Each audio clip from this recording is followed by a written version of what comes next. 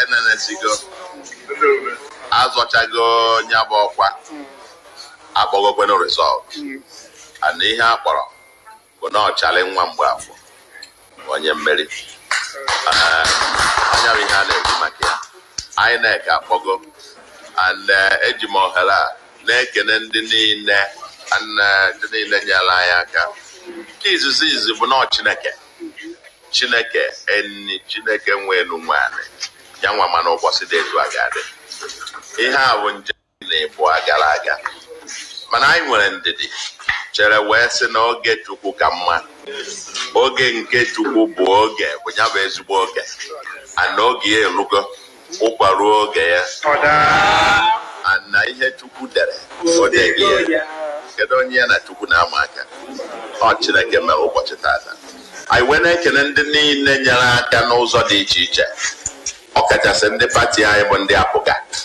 bido n'onye isi anyị kpatakpata bụ gọvanọ anyị gwa Sir Willie Mmadụ Obianọ si na ya gbada ndụ ebe national chairman anyị ọzọ mbụ Victor Ikeoye ma ndị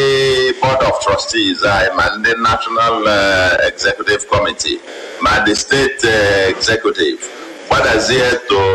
ndị niile nọ na ward ma ndị member anyị niile jụrụ ebe niile nyere m ohere ibu flag apụga were jee m ọkụ a ana m ekene ha na-ekene ndị niile gbara mbọ ndị ụka ndị igwe ndị na-achị obodo ndị na-achị otu dị iche iche dị na Anambra otu niile dị iche iche aka ha niile gbakọtara ya ma ndị Anambra ma ndị na-azụ afịa ma ndị oji ego eme nke a na-achụ ego jụ na Anambra mana Anambra bụ ọsọ ndị afịa jụrụ ya ife niile Anambra ji biri aka fadịla ije agbanyeghị pati onye nọ na ya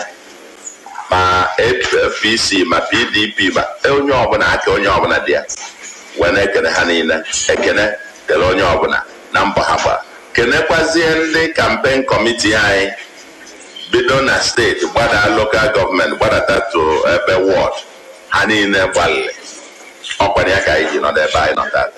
wee na-ayọzi ndị ụmụnne m ndị anyị na ha zọrọ ọchịchị a banyewe ọchịchị ọkwanụ ndị Anambra nwe mmeri onweghị onye meriri iche anyị niile bụ ndị mmeri wee na-asị ha na mụ emebughị mbụ